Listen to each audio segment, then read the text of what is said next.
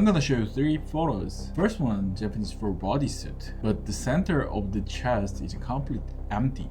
Why is it empty? Second one, same style, center open, but this guy put prey bees in that empty space. Why you leave that space open and then put something in it? Third one, full bodysuit but no tattoo on hands, neck or face. If it's a full body tattoo, why leave those out? All 3 of these are connected. By the end of this video, we will have our 3 answers. And once you know, you will never look at the Japanese tattoo the same way. Let's get into it. Konnichiwa, Yoshi desu. Quick quiz. What do you call Japanese full bodysuit tattoo? It's called Soushinbori. But here's the thing, that's not a style name. It just means the full project. Neck to wrist, wrist to ankles, everything covered. When someone say, I got Soushinbori, it means they went all the way.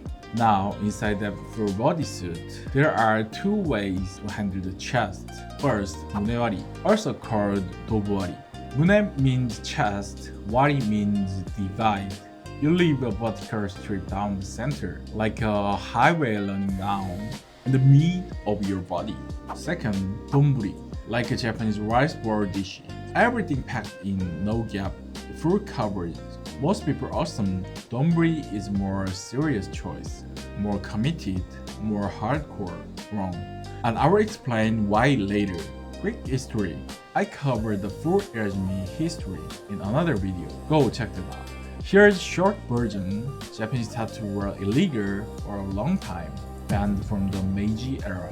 Didn't become legal again until 1948. But even today, it's not fully legal. It's like a gray zone. Onsen, public pools, gyms, still banned. Show-ins, we're out. Visible tattoo at work, career, over. Having a tattoo in Japan has always meant stepping outside of society. That's still partly true today. And that's exactly where MUNEWARI comes from. Think about it. You have tattoos on your body. How do you survive in society? You hide it, but not just hide it. You engineer it to be hidden, not 1mm visible. When they shut it on, that was the goal from the beginning. The empty strip in MUNEWARI is exactly that. Shirt color closes, nothing, just a normal person. But here's where it gets interesting. That empty space isn't just about hiding. It's a declaration. I can always come back. I'm still connected to this world. Cover your whole body in dragon and demons. But that strip of bare skin in the center says you are still human. The guy who fears it boring, donburi, has made a different choice. He is closing that door. I'm not coming back. I've crossed over. Same tattoo style, completely different statement. Okay, another quiz, which is considered more refined choice in the irajimi community, MUNEWARI or donburi, the fully covered one or the one with the gap, MUNEWARI. Most people get this wrong. There is a concept in Japanese aesthetics called ikki, understated cool, restrained elegance. A truly strong person doesn't need to show everything they've got. The guy with MUNEWARI as holding something back.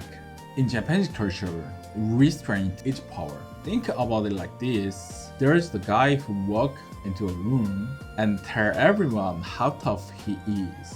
And there's the quiet guy in the corner. You just know you don't want to mess with him. One is loud, other is dangerous. Now let's talk about the Western tattoo culture. In America, tattoos are conversation starters. You put them where people can see them, like this. Western tattoo sayings, look at me. Japanese irajimi says, you don't get to look unless I decide to show you. Completely different philosophy. Let me tell you about the client I had. Serious guy, professional job, came in wanting a full Soushinbori. First thing he said, can you feel the gap in the chest? It looks unfinished. You know what I said? Give me 5 minutes, let me explain what the space is. If you still wanted to feel it after, we feel it. And it didn't feel it. After the conversation, he said that space is the most important part of the whole design. Exactly. Alright, let's get practical. If you are seriously thinking about the bodysuit, here's what you need to know. How wide is the MUNEWARI gap? Traditional 12 to 15 centimeters. Modern trend is narrowing it around 8 to 10 centimeters. Why the specific width? It's designed around the dress shirt. The gap has to be slightly wider than where your shirt overwraps. So even when you move, nothing slips out. All button closes, 0, nothing visible. One button opens, still nothing. Two buttons, now the edge just started to appear. And the edge of line called mikiri. Mi means on the skin, and the kiri means like a cut, like here. When it's designed right, that moment is one of the most striking things in tattooing. Where does the sleeve tattoo end? 5 to 7 centimeters above the waist. So the dress shirt cuff covers it completely. Every single boundary on a traditional Japanese bodysuit, as you calculate around what you wear in daily life. Here's something most people don't know. For the artists, the center gap is the anchor of the entire design.